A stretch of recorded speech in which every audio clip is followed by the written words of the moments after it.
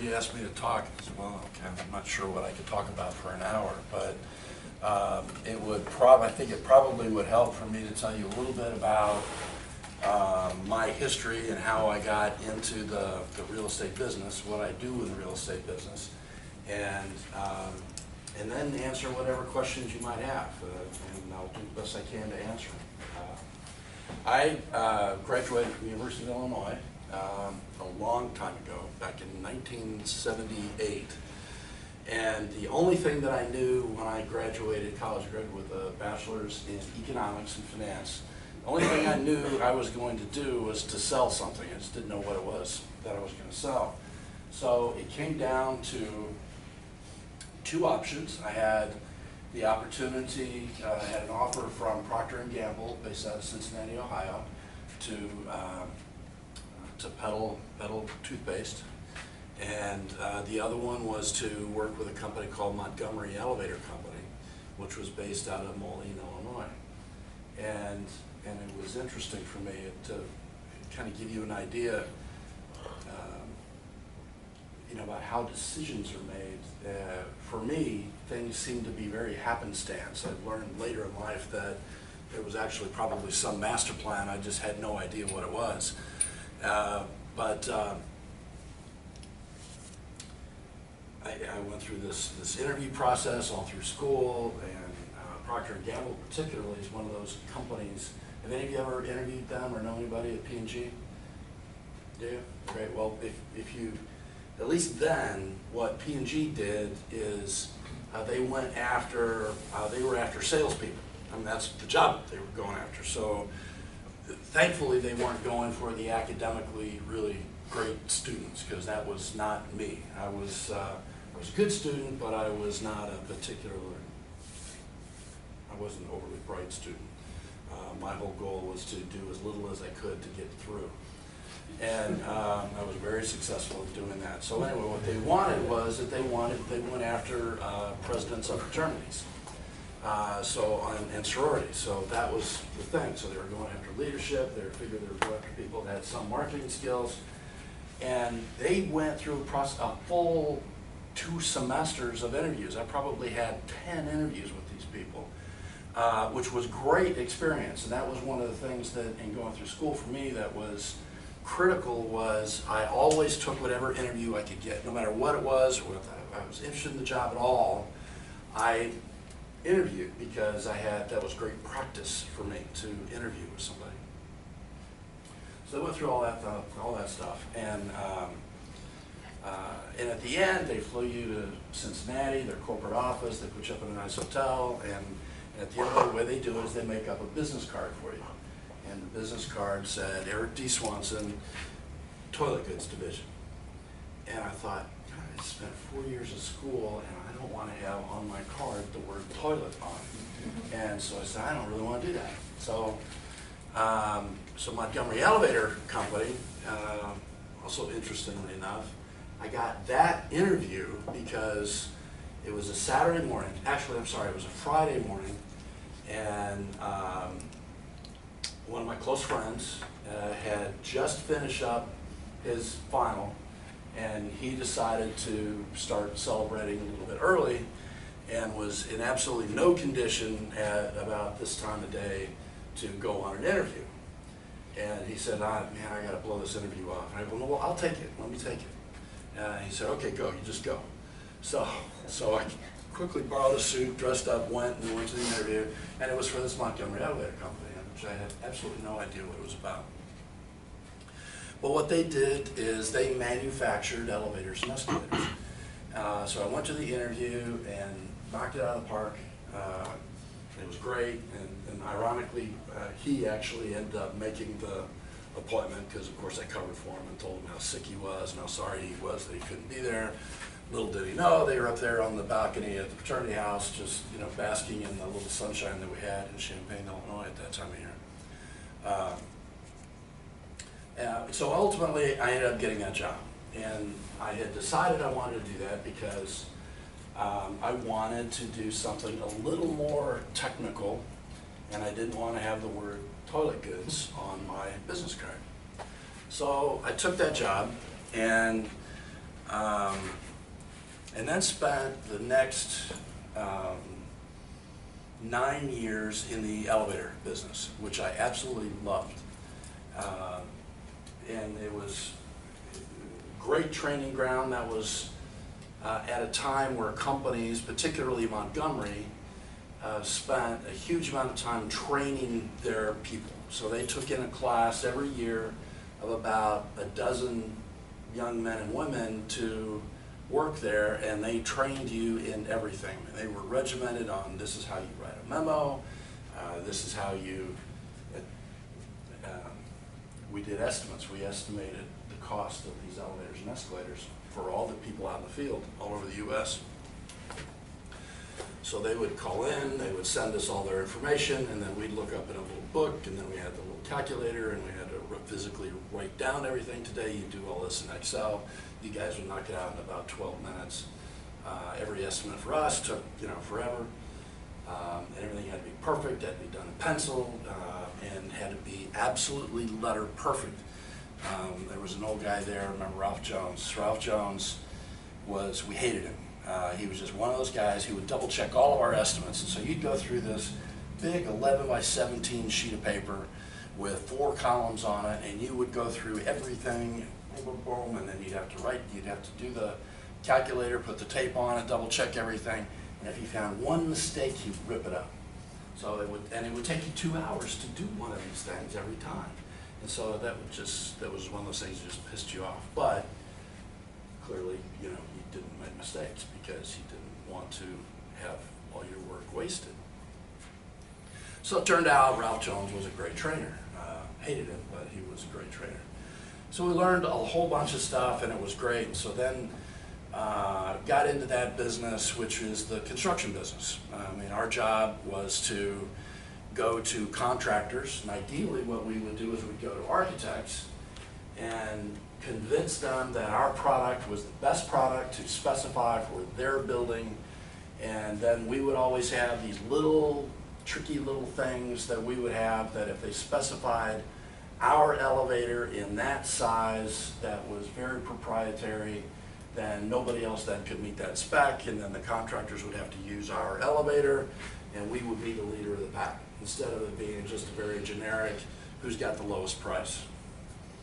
It's evolved a little bit since then, so it's the same motivation, same concept, but it's much harder to do than it was at that point in time. But so that's what I did, and they moved me to Dallas, Texas, Chicago, Illinois, and then I actually left Montgomery Elevator Company at that time and went with a company called US Elevator, and they recruited me to go to work for, or to run an office in Oklahoma City and Tulsa. So I did that for a couple of years, and then they moved me down here to South Florida. And so I moved to South Florida and worked here in this environment for another 2 years. Ran the operation here in South Florida. Our office was here in Florida. And then they closed the office. US Elevator sold their company. Cubic Corporation sold it to, I forgot who now, but they sold it to the guy, and they said, well, listen, are we going to make money in Florida next year? To my regional manager, Tom Fornatello. Tom said, well, no, we haven't made money in South Florida, or in the state of Florida. We haven't made money in the state of Florida for 8 years, so no, we're not going to make money next month. He said, all right, then fire everybody. So the next week I got fired. So that was probably, I categorize a couple of times in my life, that was the low point of my life, and that was clearly a low point because, I got fired, got turned in the keys to the company car, I got no wheels, and the absolute low point was I lived in Miami Lakes at the time. My wife had a car, so she was working, and she had just gotten through graduate school and had just gotten a job, and was working, and now I'm out of work, got no wheels. And the absolute epitome of lowness was having to ride my bike to the claims office to collect my unemployment check, which was like, it's okay, I really don't want to do this. So then, at that point, I had the opportunity to switch industry, still within the same genre, if you will, and I went to work for a company called Koger Properties. So it's K-O-G-E-R, not Kroger. And Koger used to be a very significant suburban office park developer.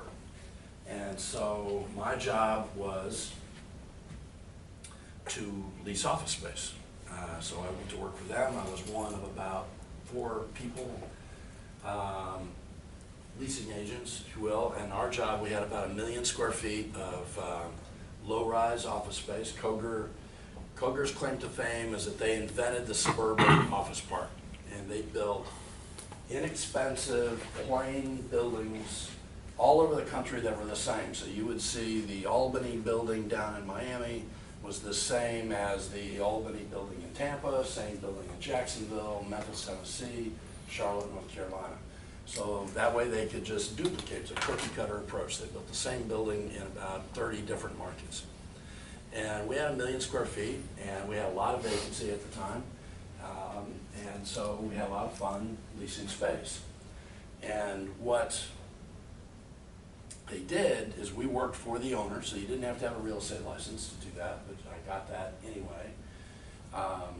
And the way they promoted people was, it was really more chronology. It was you know, who's in first. First in is first out.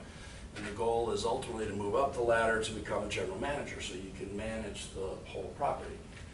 And of course, I'm new into it, and so, okay, well, how am I going to pop over these guys to get there? And what we developed, myself and my boss at the time, who his name is Brian Howell, and Brian is one of my best friends today, said, you know what, you need a property management division, because you don't have that technical piece of it, you don't have it called that, and you're 1 million square feet, you got a big operation, and what happens is you get lost between leasing space or managing the complaints from the tenant, and making sure that the tenant is happy. And so we created a property management division, so I became the property manager. Everybody liked that idea, so it was great. So that was able to get me to a spot then where I don't have to be chronologically considered with these other guys. I now have a different skill set, as well as being able to lease space, which I did very well. And so I was able to get promoted out of that position. So I did that in Miami, and then they moved me to Greensboro, North Carolina, where I became general manager of about 800,000 square feet in 2 different parks. And well, it was one park, and then we built another park there. And so that was my first real exposure to building buildings, because we had decided that this was a great piece of land over there. There was a good market for that particular product in Greensboro, and we should build another office park there. So I got very involved in that, and I was instrumental in making sure that we got that built. And so then did that for a little while. Well, Koger, great company, great people, but they fell into the recession. You might be familiar with the most recent recession we had. Well, this one was really bad too. This was in the early 90s. And the whole real estate world fell apart, and Koger declared Chapter 11. Before, they declared Chapter 11 bankruptcy in November, after having declared dividend payments to their shareholders in September, which they all got sued royally for that, and a couple people went to jail, actually. So the Koger world, as I knew it, fell apart, and that was the second low point in my life, because I was sitting in Greensboro, North Carolina, which my wife loved, and it's a great little town, but it's a little town. And in real estate, there's all sorts of places for real estate. It all depends upon what you want, but what I wanted was I wanted stuff happening. I didn't want to do the little stuff. I wanted to do the big stuff. And I was absolutely scared to death that I was going to get stuck in Greensboro, North Carolina with no other, I mean, I was the big fish already in a very small pond. Coger was the biggest thing that was there. So where do I go from there? So that was my fear. And so then again, Providence stepped in, and what happened was a friend of mine who I had started a Rotary Club with. You know, you guys familiar with Rotary Club by any chance? Philanthropic organization, men and women that purely philanthropy, and it's very community oriented. And we had started a Rotary Club in West Dade, and so we'd stayed in touch. And so he called me up out of the blue one day. He says, "Look, we are joining a firm called Codina Bush in Miami, and they need a developer. So somebody on the development side, is that something you'd be interested in doing, coming back to Miami?" I said, "Absolutely I would." So they connected us, and went through an interview process that was very interesting. And it was, at the time, it was the Codina Bush group, which was Armando Codina and Jeb Bush, had teamed up, and they had a full services real estate firm. So they were doing development, they had a construction firm, they had a consulting firm, a brokerage firm, and a property management firm.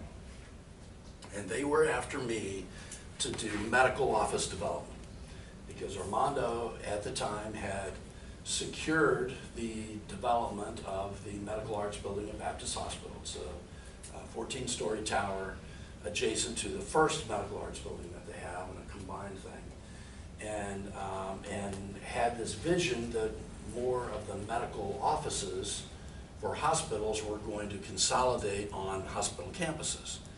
And of course, one of the things you'll learn, if you haven't already, that development is all about where is the money, who is subsidizing, who is collateralizing what you're building, and who better than the hospitals. His view was, okay, you get the hospitals to throw in money to build a medical office building, and then you lease it to the doctors who have no clue what they're doing, and you can then make a business out of that. So I said, okay, great, that sounds great. So, and I remember my interview there. I was in the interview, and I was being interviewed by the president of the company, Ford Gibson. Ford Gibson was trying to hire me, and he made me an offer, and so we'd become friendly enough that I felt like I could be right up front with him. I said, you know, Ford, you realize that I haven't built a medical office building. The closest thing I've ever been is I've been in a doctor's office. That's it, you know that, right? And he goes, yeah, you know, I do know that, but I think you're a pretty smart guy, so I think you'll learn it. I like you, and besides that, my first choice lives in California. He won't move to Miami. So, are you okay with that? I said, yeah, I'm okay with it. Second choice. So, we ended up getting hired, and actually before I leave that, because it was also a pivotal moment in my life, was, so Ford wanted to hire me, so now the next step is to go meet with Armando. And so I'm in the interview with Armando. Armando had never met me before, and he's looking at my resume. He's in this conference room, and there's Ford, and there's Armando, and there's a couple of other people that are associated with it. But obviously the deference was to Armando. He was the guy. I mean, he was still is today, by the way, is the god of Miami-Dade County. And so Armando's looking, and he's reading, and he's kind of scratching this. He goes, like, I'm not even there. He says, Ford, this guy's never done any medical office buildings. He's not really development. He's done some stuff, and you know, resume's okay, but you know, why do we want to hire this guy? Like, I'm not gonna. So, Ford looked at him and he said, Armando, he's bright, he's diligent, he'll do the job. I've got great confidence in his abilities to learn what we need to do. He'll be great for us. Pause, and Armando says, okay, fine. Shook my hand and left. And I go, man, that was weird. But what was important to me, what I've learned, is Ford backed me up. He took a risk. And of course, Armando took the risk too, but it was really Ford, because Ford would have gotten fired probably before I would have. He would have been blamed for making a bad hire, not Armando. So Ford took that risk and supported me and put me in that position. So I did medical office development for a couple of years, realized I really did not want to do that. The whole model for the hospitals was errant. It wasn't going to work, because what the hospitals are actually were going to do is they were going to decentralize. Their whole focus was to get medical office. Baptists needed to get medical office buildings in Aventura, Miami Lakes, downtown, and Kendall, everywhere except the hospital. That way they got the feeder network, and they could then refer all the patients into their hospitals. And so that was really their plan. And I did not, I apologize if any of you all are medical related, or your parents or relatives or doctors, but I got to tell you, they are the most difficult people in the world to deal with when it comes to business. And I really did not enjoy that. So I said, all right, I got to find somebody to take my job here, and I got to do this other job, because the other job was industrial development, which I had never had any experience with, but I hooked up with our broker, and he said, you know, we ought to build an industrial building out here. At the time, we were doing Beacon Center, which at that time was still really is the Class A industrial development in Miami-Dade County. Before that, industrial buildings were build them as cheap as you can, small, spend absolutely no money, no trees, doesn't matter what they look like. They're basically boxes with a roof. And that's all they were, that's all they wanted to be. But Armando had made a visit to California, and they had started the development of making industrial buildings pretty cool, and doing dock height warehouses. And you know, we can landscape these things, we can paint these things, you can put glass in these things, you can actually put offices with the industrial buildings, and they become facilities that people enjoyed, that they were actually proud to take their kids on the weekend and say, you know, that's where Mom or Daddy works. And so we were developing that in Miami. So it was the first one in Miami like that. And that was very successful, wildly successful. I was not a part of that at that time, but Jose and I had said, you know, there's an alternative. There's a second area that we can go to, and we can build something that's a little bit less expensive, further out, and it appeals to the freight forwarder niche, that market. They can't come in and afford our rates. They're not Stanley Tools. They're, you know, ABC freight forwarding company. And their margins are 3 cents on the dollar, not, you know, 30 cents. So we said, okay, so let's figure that out. So we did it. We kind of did it a little bit part-time. We pitched it. They loved it. I said, yeah, okay. And we had our partnership. Before we knew it, we did it. We leased, it was 800,000 square feet of industrial space. They said, go ahead and do that in addition to, you know, keep doing the medical thing. So did that simultaneously, and we just killed it. I mean, we just knocked that one out of the park. We leased 800,000 feet in 18 months and had the whole thing built in 24 months. And then we had it sold in a year after that. So it was a great project.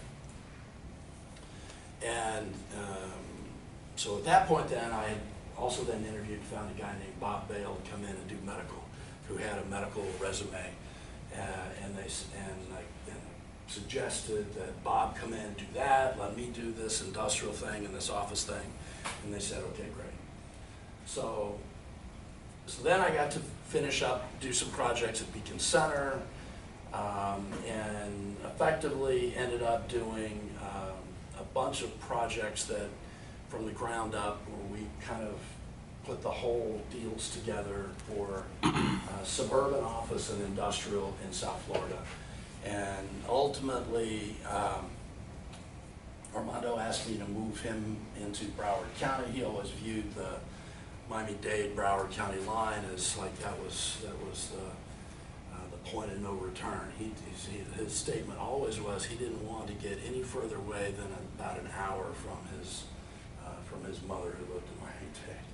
So Broward was a foreign country to him. But he said he knew we needed to be in South Florida. He says, okay, so I said, you're the gringo, you go do that. You go figure that out. So I did the Broward and Palm Beach thing for a little while. And that was great, that was a lot of fun. And then I had an opportunity at the time. I was very focused on environmental property. I had felt like the development business was going to begin to come into the central core of the city. There was a lot of land and buildings that were contaminated in some way, shape, or form, and needed to be redeveloped. And we did a little bit of that with Codina. Anyway, long story short, I had an opportunity to go work for a company in Colorado called Land Bank, and their whole business model was to acquire land that's contaminated. They were environmental science people. It was a combination. It was an interesting business model that they knew how to clean them up. They knew how to insure around the risk. What they didn't have is the real estate piece. Okay, well, what do we do with it after we got it? And so that was my job, was to do the real estate piece. So I did that for 3 years in Colorado. And that's a much longer story. I'll spare you those details. But it was great. I learned a tremendous amount, but I also realized in a 3-year period of time that market was going to change again. That the specialty firms like Land Bank were going to compete with the other, like the Codinas and the Styles of the world, because they had to learn how to do that. That was what was going to happen, and I was right. Because we've all kind of figured out the model of how do you develop on an environmental piece of property, environmentally contaminated piece of property. Now it was going to become our competition, so our little niche was going to dry up, and there were some bad things that happened. So anyway, left there, worked for a guy named Pat Bro, called the Bro Group, B-R-O-E. And that was wild. I worked for Pat for 3 years. And he was a crazy entrepreneurial guy. And he loved perpetuating the image that he was an absolute hard-ass jerk. That was his thing. He wanted everybody to think that he's an asshole. That's what he wanted everybody to think. He really wasn't. He was actually a really, really good guy. But you had to really penetrate that outer layer in order to figure that out. But he loved that image because everybody was absolutely intimidated and scared to death of him, and that was his whole strategy in negotiation. And he was very successful. Had a lot of fun there. Actually, I worked there for 3 years. Within the first 2 weeks of being there, Pat walked in and he dropped a stack of stuff on my desk about this tall, like this stack of papers. And he said, "Here." I said, "What's this?" He said, "This is all the information about some land we just went under contract for in New Mexico."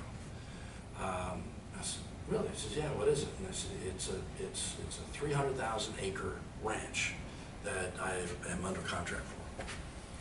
It's a ranch, 300,000 acres. I said, yeah, so why don't you figure out what we can do with that? And I said, all right, how long we got? And he said, well, we have 60 days due diligence, and that was 30 days ago, so we got 30 days left. And I said, okay. So I learned now then about ranches and rural thing, and out west they do everything by sections, not acres. If you haven't learned that, there's 640 acres in a section, and that's how the whole world is divided. And you got section lines, and there's some others that I've now forgotten because you don't deal with that in Miami-Dade County. Anyway, we ended up buying the ranch, and we built a cattle business on it. We were going to subdivide a part of it. So 300,000 acres, you could do a lot. You could sell a lot of 40-acre ranchettes within a 300,000 acre thing. So figured out the entitlement process of how we could divide it up and what we could do. We did a wild horse thing through the federal government. Hunting, we did a hunting thing. I learned all about hunting because I'm not a hunter. We did big game elk hunting there, which is a business all to itself. So we created all these different business models out there, hired a ranch hand, and they all live on the ranch. So it was, I had a blast doing that, honestly. That was a lot of fun. Got my dad involved, who, when I was little, we lived on my grandfather's ranch in Texas. That had been a long time ago, so I didn't know anything because I was a little kid. But it was fun to be kind of kicking around in cowboy boots and jeans all day. That was fun. So I did that, among other things for him, and the thing that I was probably best at, did two things. One was we bought another 1,400 acres of land from Kodak. It's their only plant outside in the U.S. outside of Rochester, New York. In Windsor, Colorado, 700 acres on each side. Pat owned an old decrepit railroad that went right through the property. So we re-entitled this 700 acres for an industrial park, a rail-served industrial park. We upgraded his railroad so that it would serve this area. Ultimately sold land to a company that built the blades for the wind turbines, for the big wind energy program. And so they built those there, and then we contracted a deal where they could then take these blades off the property by rail. So it was this vertical integration concept that Pat really loved of, great, I can sell them ground, and then I can have my railroad make money at the same time. So we did that on that side, and then re-entitled this other 700 acres for a master plan community, which we did not build yet. We had no intention of building that, but we wanted to entitle it and then sell pieces of it off. So that was the plan there. And then, unfortunately for that, the other thing that I did that was a lot of fun was create an oil and gas company, because part of that 1,400 acres, if anybody, where are you guys from? Anybody from out west, Colorado, Arizona, California? Okay, well out there, mineral rights are a big thing, right? So when you buy land, you're also buying some element of mineral rights. So you could actually buy an acre of ground and have no mineral rights, which means somebody else owns them, and that means they have the right to pull their rig in and drill an oil well on your land. Or you can own some of the mineral rights, or you can own all of the mineral rights. It's very unusual to own all of the mineral rights, indeed. It's very unusual, but because it was Kodak land, untouched, they had bought this land to surround their plant. They never did anything with it, so we had 100% of the mineral rights, which, again, I knew nothing about, but it was, turns out that was really cool. That was a good thing. And so he said, what do we do with these mineral rights? And I said, well, what I had learned at that point, I said, well, typically what you do is we own the ground, and then what we do is we sign a license agreement with a oil and gas company who will pay us a royalty. So we give them the license to drill for the minerals, the oil and gas, and then they pay us anywhere from 12 to 16% of the gross revenues coming out of the ground on our property. So they calculate it and you get paid that. So that's typically what you do, so 12 to 16%. You say, well, Pat, this crass, jerky kind of guy, said, well, if those guys can make money doing that and paying us 16%, then there's got to be a lot of money in that, right? Well, yeah, I guess. And he said, okay, well, why don't you go figure out that business, and let's see if we can go into the oil and gas business. Really? Okay, all right. So that was the next endeavor with Pat, which was, again, it was scary, but it was a blast. We started an oil and gas company, and it turned out that in the oil and gas business, everything is pretty much subbed out. So when you think of oil and gas company, you think of somebody like BP or Exxon, but they really don't touch this stuff. What they do is they're the buyers. And so you've got a drilling company, and then they hire a consultant, and they hire a casing company, and then they hire a fracking company. And so they're all different pieces of it. And it's rare in the oil and gas business to have one company say, okay, it's my acreage, I'm drilling everything, and I own everything, and I do everything. That's not the way it works. Is you find the guy that does the trucks, you find the guy that does the drill rigs, you find the guy that does the casing, and you assemble. It's much like real estate development, frankly. And so we did that, and so I can actually put it on my resume. I never would, but I drilled 3 oil and gas wells, which was great. It was fun because we also figured out that what you had, your rights to do was you were in the middle of the acre. So you got a square acre, or actually a quarter. It was 40 acres, and within that 40, within a quarter, you could go right in the middle. You had the rights to drill into the middle of that ground. And so the easy way is to plop an oil well right in the middle of every 40-acre quarter all over the place. So if you drive out through Oklahoma and you see well, that's what they're doing. They're just going straight down. But they have the capacity, the technology to put all 3 wells over here, and they drill diagonally to get to the middle of that quarter over there. So they just have to figure out how to go do that. It's all computer. And so we said, all right, so we figured out how to do that. We're going to put 3 wells here. We're going to go over there, and over there, and over here. And that way we're covering this whole area, and I can still do my real estate development up here. And so that's what we did, and we drilled those 3 wells, and they all came in. And we like to say that we drilled with the science of closology, because we got asked that once. How'd you know there was anything down there? Well, it's the science of closology. We knew that everybody around us that was close was hitting oil and gas, so we had to be close. And fortunately we were. So at that point then, we knew we had a business, but I was not the expert, and so I needed to find and hire somebody that really knew what they were doing on how to take this business better. So we did. A guy named Keith Kresge. Keith was tremendous, great guy. Lured him away from another company. He came in. He began to run the company, and it's still out there today, Great Western Oil and Gas Company. They've done very well. They've got new investors in, and so that was a fun gig. But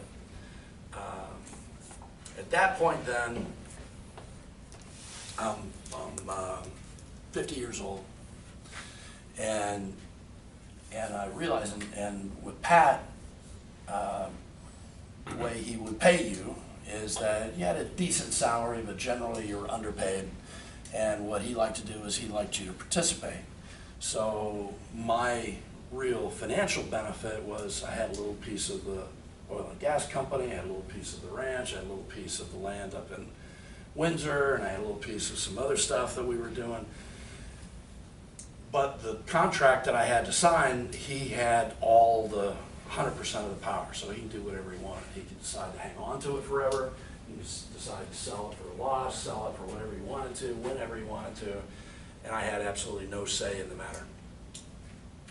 And then he also, and I mentioned earlier that he owned railroad companies, when the guy who, Pat did not have a lot of friends, but he had a couple of them, and one of the guys that was with him was a guy named Dwight, and Dwight, they got in some argument on a weekend, and so Dwight, after 20 years, left. And he had really built this railroad empire, and now they were fighting, and in order for Dwight to ultimately get paid, he was having to be forced to sue Pat Bro to get paid his equity piece. I said, man, I'm in bad shape here, because technically on paper I got all this money and all these different pieces, but I don't know if I'm ever going to get it. Who knows if they're all going to actually pan out. And then for me to get anything, I'm going to have to sue the guy for it, and he can outlast me. He's got a ton more money than I do, so I'll never be able to get it. And here I am, 50 years old, and while I'm having a blast doing this ranching thing and this oil and gas thing, it's really not mainstream real estate. So who's going to hire a guy that for real estate that's been, you know, fiddle-farting around doing oil and gas and punching cattle for a while?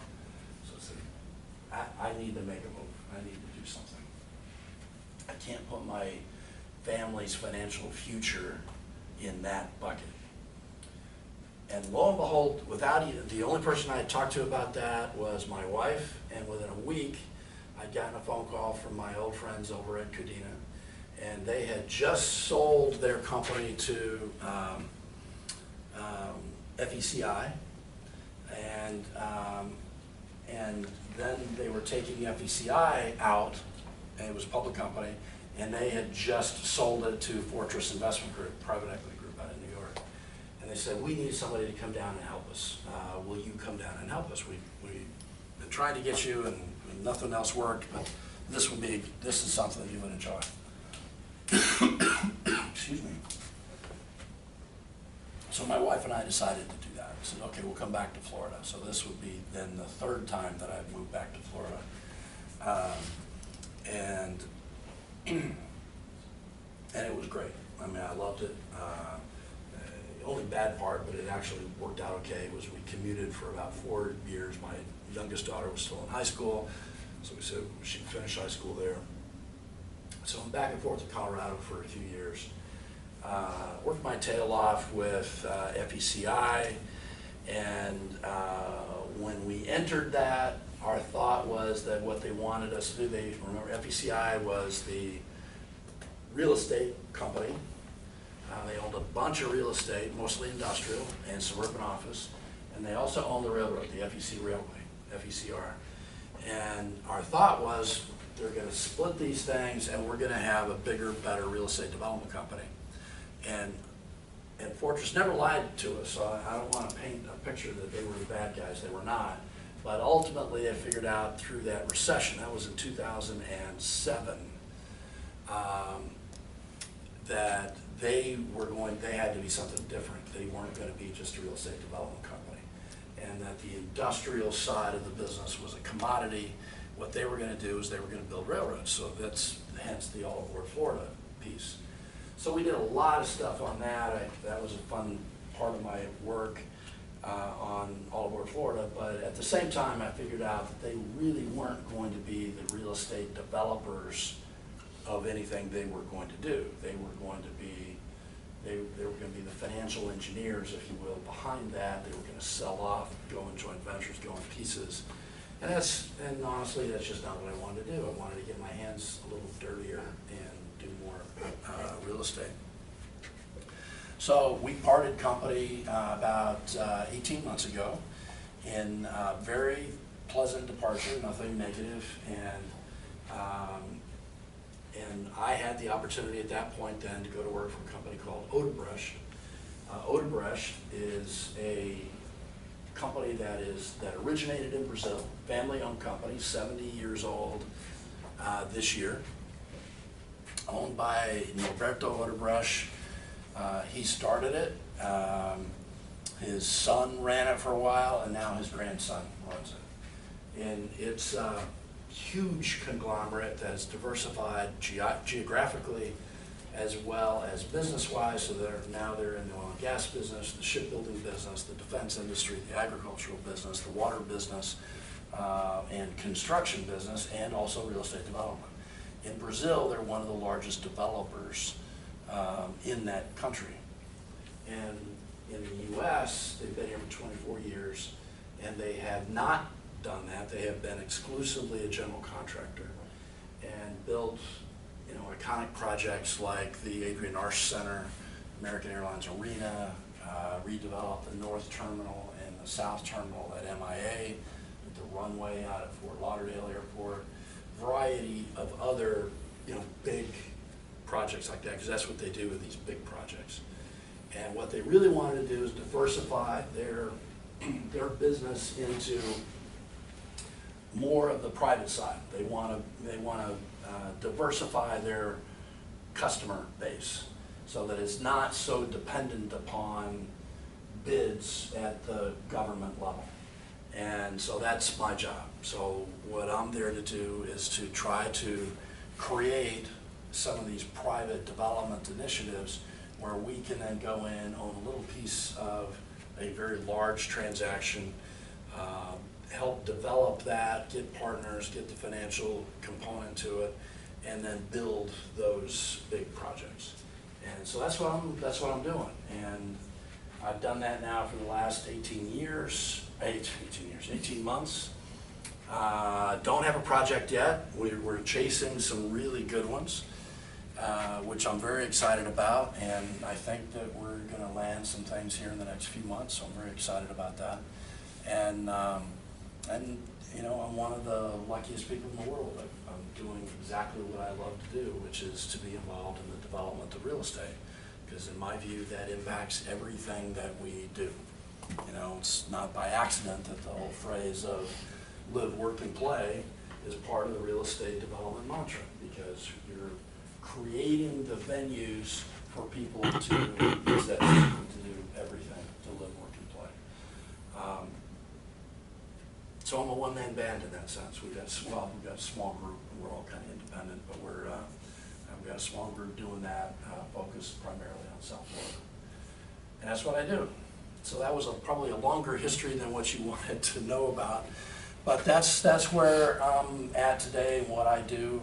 I plan to do that, and I'd love to continue to do that with this company. The reason I like them and why that platform is great is that it's a company that has a culture that is the same as mine. It's very client-centric, extremely client-centric, actually to a fault. Their planning is very focused. You know, they create plans and they go after that, and they're very disciplined about not deviating from that plan, also sometimes to a fault.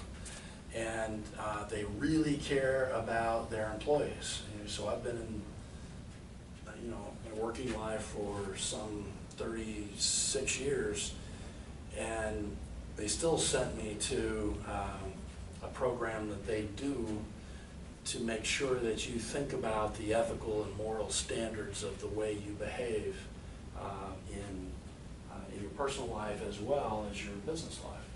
And so you've got to take a test, you got to listen to the guys, you got to go through the web seminar and the video, and they want to make sure that you're the right kind of person that will work there. They have, so I'm learning about big companies. It's clearly the biggest company I've ever worked for.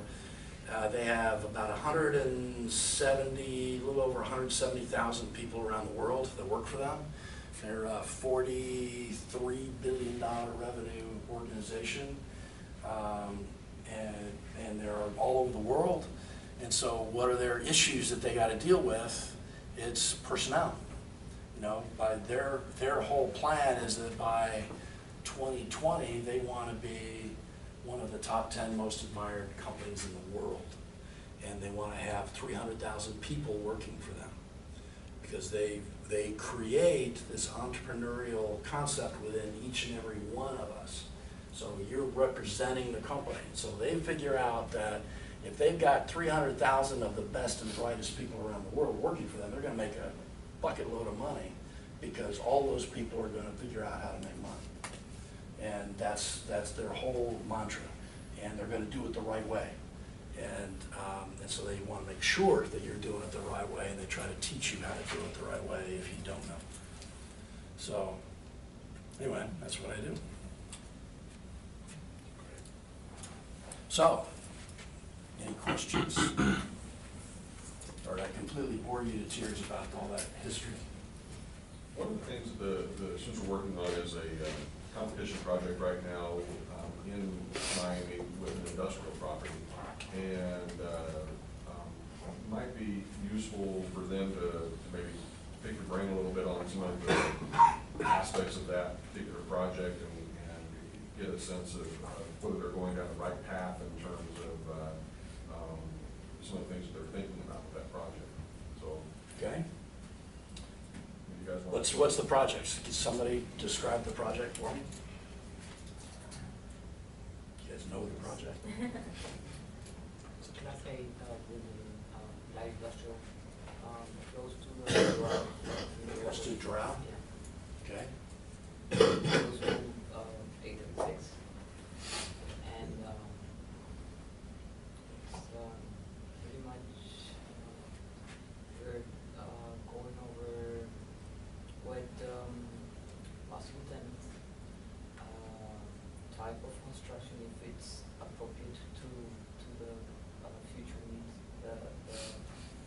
The land is under contract now. It's not, nothing is built, nothing is set on plans. I mean, we have plans, but it's not, nothing that can still have some input on what needs to be done. Okay. Well, industrial is a segmented market. The stuff you read about, stuff that, the reports that you get, you know, like Prologis, Logis, Duke, IDI, Flagler are all really big players in that arena. But what they're focused on are the bigger buildings. So industrial is all about the bay depth and how they use their buildings. Miami-Dade, particularly South Florida in general, is, but Miami-Dade specifically is very different than the industrial market in, say, LA Long Beach. LA Long Beach, it's not unusual to have a building that could be 800,000 square feet or 1 million square feet. And you could have then double loaded bay depths, you know, of, 500 feet, 600 feet, some of them are even 800 feet. So those are the big bombers. And when you read about the industrial market in Miami-Dade, a lot of them are the bigger tenants. A big tenant in Miami-Dade is above 50,000 feet. The big, as compared to LA Long Beach, would be, you know, that big tenant there would be 500,000 square feet. So that's the difference, because you got to think about their business model, what they're doing in LA Long Beach versus here. What's a warehouse doing? You know, it is in traditionally the vast majority of what they do is they get goods in, then they do something to the goods, and then they get them out. They don't want to keep them there very long, so they're, you know, so what they have to do in that box is figure out, how do I get it off the truck or rail car quickly, and then how do I get it, once I have it off, where do I put it so I know where it is, so I can go find it when I need it, and then whatever treatment that I do to it. You know,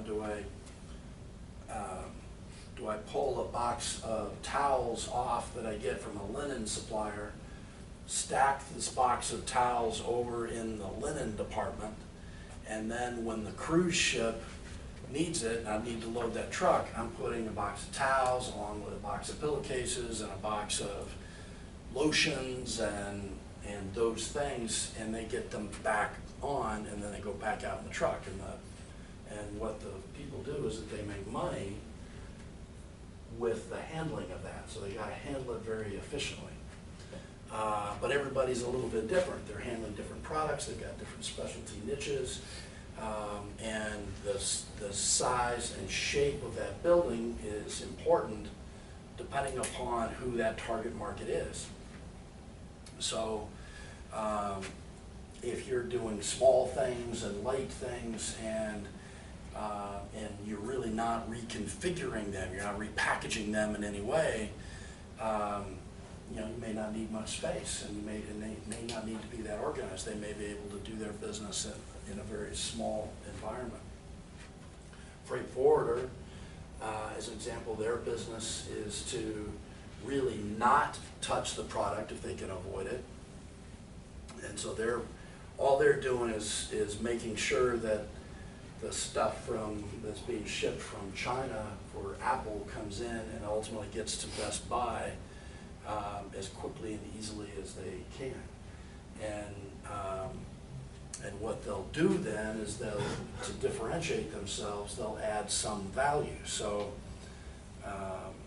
you may get this thing from the Chinese manufacturer, and what they have to do is they've got to put in instructions in English or put a label for that particular retailer on that package before it goes back out. And can they do it for a half a penny compared to costing somebody a full penny somewhere else?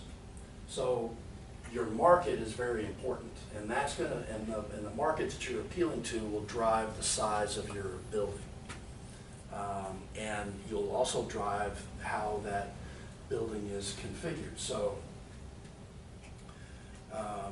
that's on the market side, but then you've also then got to think about, all right, so what do I do with this building once I've got it and once I've got it leased? Nobody wants to buy an empty building because it's not making any money. But if you're going to want to sell this building to Prudential, or you're going to want to ultimately sell it to teachers or another buyer, if it's institutional, the institutions don't want to screw around with buying a 50,000 square foot building. They're not the buyers of that. What they're buyers of very standardized, meets the specifications. It's 32-foot clear height. It's going to be 180 feet deep. You're going to have a 50-foot speed bay. You're going to have concrete truck ramps. You're going to have 10% office. I mean, they want the cookie cutter stuff. So they're buying the same stuff in California that they're buying in Miami, they're buying in Atlanta, they're buying in Chicago and New Jersey. And that way they've got a diversified portfolio, but they know it's all of the highest quality. Now, if your building is not that, then you need to appeal to a different buyer. And that then becomes much more local. I think the last statistic I heard is that 75% of the tenants in Miami-Dade County are all less than 30,000 square feet on the industrial side. So if they're all competing in that big bomber market, then they just beat each other up, and then so maybe the appeal is the smaller unit, the smaller bay depth of, well, as an example, I know Flagler on the South Florida Logistics Park, which is one of the more recent parks, has done, first building out there was a refrigerated building. That was the building that they were differentiating themselves by creating this refrigeration and fumigation market. But that's about 185 feet deep. Then they built a bomber that's about 300 feet cross dock, so 300 feet deep. But then this last building that they're building now is 150 feet deep, I think, maybe 160. So that appeals to, that 12,000 square foot bay. And they fill that up with smaller tenants. So what's good about having smaller tenants in a building? Higher rents. What? Higher rents. Higher rent, maybe.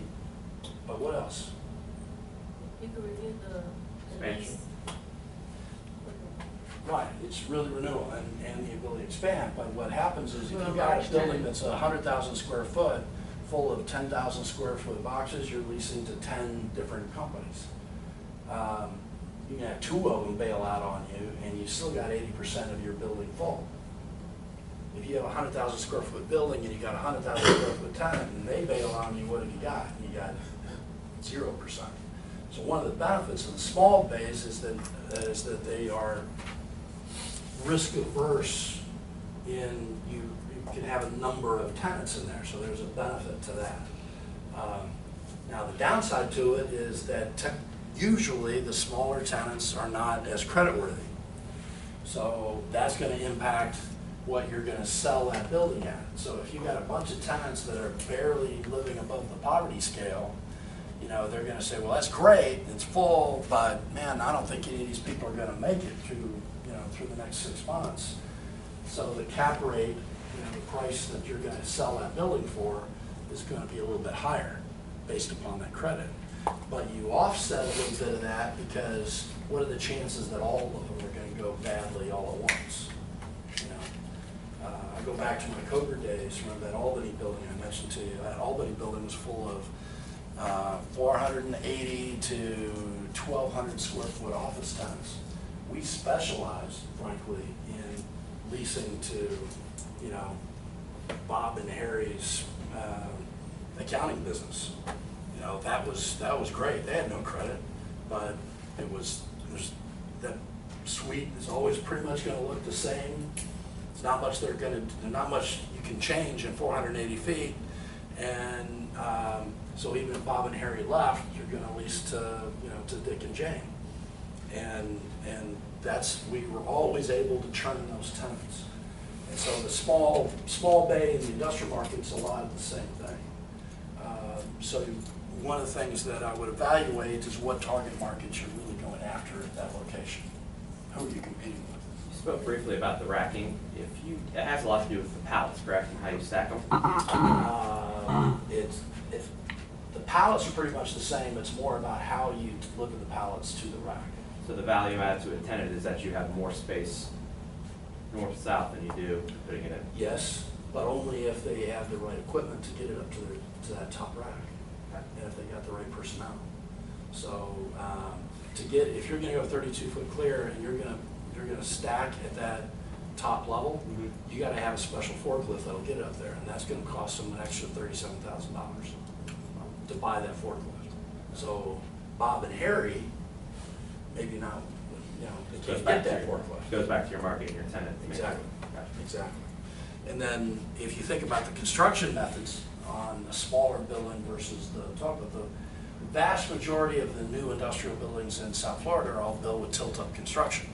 It's fast, it's easy, it's inexpensive, and it's cool, my friend. Jorge, nice to see you, my friend. So the vast majority of them are all tilt-up construction. But at some point, when you're building a smaller building, the tilt-up is just too much. You don't need to do that. You do block and fill the block. You know, but it depends on how high you're going, how deep you're going. What's the price difference in square footage Between block? the block and tilt-up? Yeah. I'm not sure I know the answer to that. Again, it depends on where the break point is of size. But I can tell you that a construction company would be able to tell you at what point does it not make any sense to do a tilt-up. I don't know the answer to that, but somebody does. That's a good question.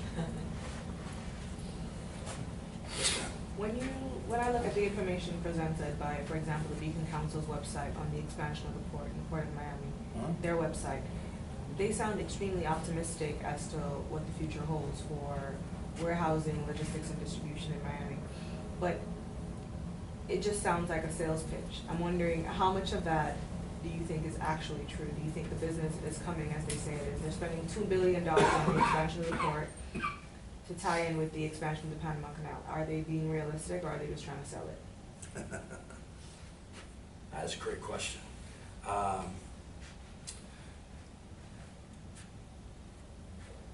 I think the answer is that they're doing both. One is that they're absolutely overinflating and exaggerating the impact of the expansion of the canal and the ability of large ships to come into Miami and dock and offload. That the fact that the Panama Canal is expanding does not necessarily mean that the east coast of the U.S. is going to get a lot more business, and that Miami's going to need a lot of that business. So I don't think it's the direct result that they would like for you to believe. That's the simple sale. We're going to have bigger ships, and we want all those bigger ships to come to see us. However, that said, if you're going to stay competitive in your marketplace, which is the East Coast ports, you have to have several things to keep you competitive. One is there is going to be an occasional ship or two that's going to be the big deep draft and it's going to need the 50-foot depth. It's also good to have the big gantry cranes to be able to offload that big ship, you know, because when the ship is this wide, you got to have a crane that can reach out and pick all the way on the outside edge. So every once in a while you're going to get one or two of those, and you have to have the ability to manage that. You've also got to be able to move the goods off the port very quickly. And so I think Miami has to do that and has to continue to improve in order to compete with Savannah and with New Jersey. They're all trying to do the same thing. And they're all going to wake up 20 years from now and everybody's going to be driving, you know, the bigger boats. There's going to be a lot more of them, so having a port that can handle it would be great. So I'm kind of giving you a wishy-washy answer, but the answer is it's not the direct benefit that they purport that it will be, but it's clear that they have to continue to make improvements in order to stay competitive on the East Coast. So I don't think it'll have the same impact that they're reporting, but it clearly is important to get done to compete. If you're bringing products into South Florida, this was always our thing when we were studying at the logistics center. Why would a ship drop a container in Miami versus going to Savannah? Well, it takes them an extra day and a half to get to Savannah. So that's 2 days off the shelf life of whatever goods are in that container. Stereos. Nobody cares. So another 2 days doesn't matter. Retailer doesn't care because they haven't bought them yet. They don't buy them until they land in the store. So that's all dependent upon whoever their freight forwarder is and who's manufacturing those stereos. If they land in Miami, they've still got, it's a day to get them out of the state of Florida. So in many ways then Savannah is the better choice because it has a greater access within a day to more people than Miami does. But in certain products, it would have a big impact, and that's one of the things that South Florida Logistics or the Flagler people have identified is to say, look, we can reach 12 million people within 8 hours of Miami. So where would we have an impact? What kind of goods come in that would have an impact? And it's perishable goods. Right now, if you eat table grapes that you buy at Publix, 80% of those table grapes all land in Philadelphia, are fumigated in Philadelphia, and then are trucked down to Miami. Why? Because Philadelphia has got that process locked down pretty tight, but the grapes arrive to you about 4 days later than they would if they landed in Miami. So what the logistics center says, South Florida Logistics says, why don't we build a better mousetrap? Let's build a refrigerated building with a faster and more environmentally sensitive fumigation system, and then the grapes coming in from Chile can land earlier, offloaded in Miami, we can fumigate them faster, better quality, and then we can at least get them to the 12 million people here locally a lot faster, and you save about 3 to 4 days of shelf life. 3 to 4 days of shelf life on a grape is a big deal to somebody like Walmart or Kroger or Publix. It's not a big deal for a stereo, but for a grape it's a big deal. So again, it's all about figuring out what that product is that makes sense for them. And so I do think that there is a market for perishable items to come into Miami, and I think if we continue to do our stuff, our right kind of stuff there, then it'll make, we'll have a positive impact. Side note, it's all by plane, but you know that well over 80% of the flowers that come in or distributed throughout the U.S. all come through Miami-Dade. You know, they come in from Colombia and Ecuador, thank you. So they come in from those two countries, they land here, and the key to them is to keep them refrigerated, and then they're all loaded in a truck and they're driven to Chicago. And that's just because that system is in place. The forwarders that do the flowers knows the cousin who drives the truck, who has the refrigerated warehouse, who has the farm in Ecuador, and it's a completely dysfunctional system that works absolutely to the benefit of Miami-Dade. Because it's so dysfunctional that nobody's ever been able to break the code and figure out how to do it better. There's clearly a better way to do it, but they can't change the cultural differences within the system to make it work. But somebody will.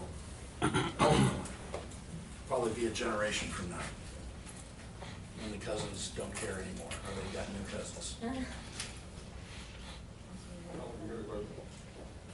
Yeah, within the, I guess, the distribution centers, have you seen any advancement in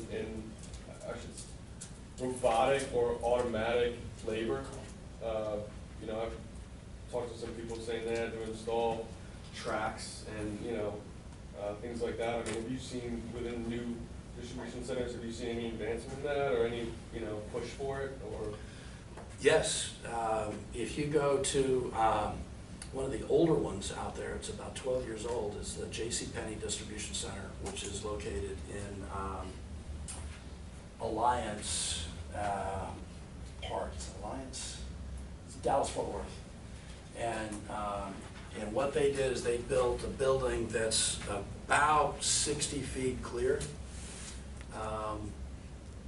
no windows, no lights, just emergency lights, rack all the way to the top, and everything is robotic. So the trucks come in, products come in, it's properly labeled and scanned, and it all goes through a tracking system, ends up in a forklift, robotic forklift, that goes, picks and puts it in a dark corner in that warehouse. And then when JCPenney decides that they need that box of jeans to go to Davenport, Iowa, then they plug it in, the robot goes, picks it up, pulls that box out, comes back out, and goes on the right truck. So in the big distribution markets, absolutely, there's huge advances in that. And what JCPenney does now, frankly, when I looked at that facility, that technology is about 12 years old, and so nobody's doing that particular technology anymore, so they've got to jury rig everything when it breaks down. So now, Siemens does a lot of the robotic technology of picking and packing. There's a few others. Honeywell, I think, does it as well. So there's a bunch of systems that are much more current, but you got to do a lot of that. I mean, you got to do a lot. It doesn't exist in South Florida because we don't have those kinds of distribution markets here. You're not going to distribute to Chicago from here or LA. Those big facilities are going to exist in Dallas-Fort Worth, maybe Memphis or Ohio, where you have access to a whole bunch of people within a very quick drive. But yeah, that's Amazon. When Amazon first came out, who knew that Amazon? I thought it was a book store, but they're the largest distributor in the U.S. right now. That's what they do. Is they're not selling books, they're selling everything. And they're just picking and packing from the different Amazon distribution centers. So that's how they do it. But it doesn't exist in South Florida. They still do it the very old-fashioned way. Why is that? Because we're a small market. You don't need to, it's not cost efficient to spend a $1 gajillion on a big warehouse and a big robotic system if you're just moving a small number of goods, because again, you're only dealing with 10, 12 million people that you're distributing to. Because we're at the southern tip of a peninsula.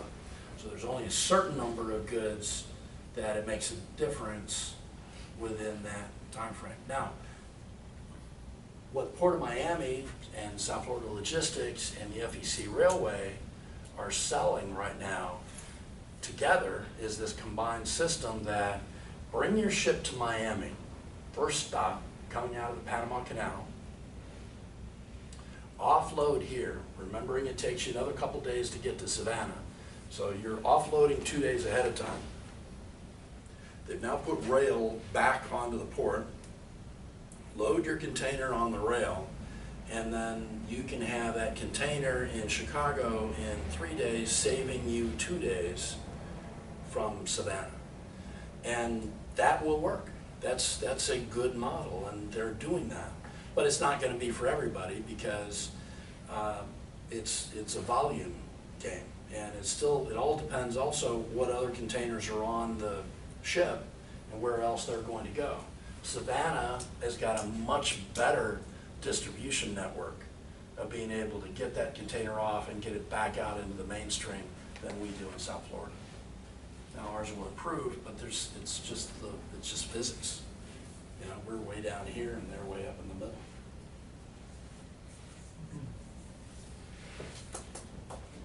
Anybody else have any questions? Well, Eric, thank you very much for taking the time to come in and talk to us. Sure, my pleasure. And if Thank you you. mind, stay around just for a couple of minutes, and I'm sure a couple of people may have some individual questions they may want to You talk bet. about. Okay. Thanks. Thank you.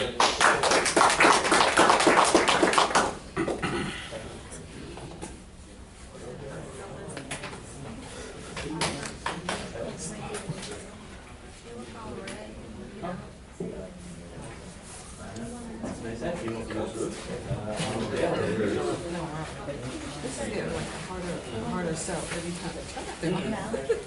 It's becoming a harder sell. That's the thing wrong with you. People on YouTube and stuff like that, thank you. You said it, I didn't say it. It's okay though. Ladies with the They said so. They said so. a whole bunch of people coming forward. I know that, but I mean, it was, they said something. Bunch of them. It's okay to get you two. You don't look too good. Need help?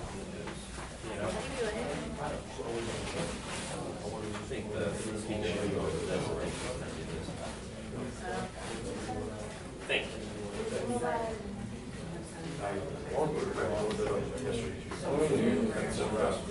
It's a job, I mean, it's just explaining baseball. Yeah, no. I